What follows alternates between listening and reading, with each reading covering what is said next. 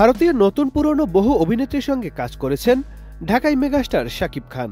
শুধু পশ্চিমবঙ্গ নয়, বলিউডের সোনাল চৌহানদের সাথেও কাজ করেছেন এই নায়ক।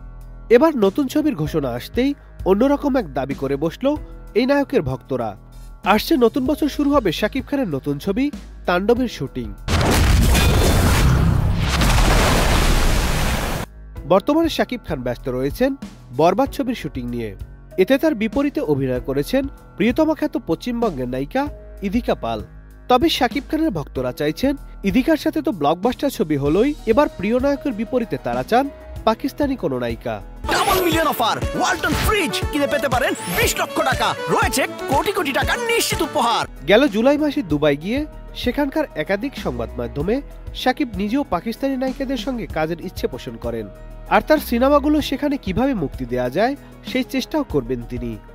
শাকিব খানের একাধিক ফ্যান গ্রুপে পাকিস্তানি নায়িকার সঙ্গে কাজের দাবি তুলেছেন কেউ কেউ।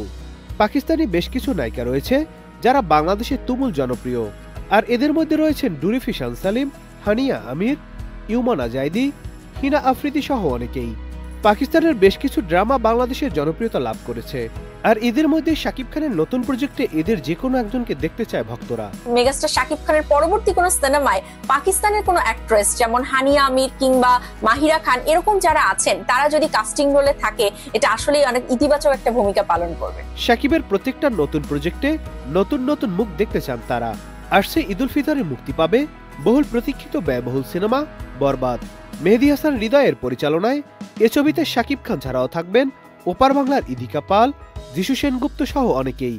চলতি মাসের শেষ সপ্তাহে প্রকাশ করা হবে এই সিনেমার ফার্স্ট লুক। তুফান একদিন ডিস্ট্রিক্ট লেভেলে খেলবো। Nadim Hasan, channel I. বাশির ভাই জানতো না আমি একদিন ন্যাশনাল লেভেলে খেলবো।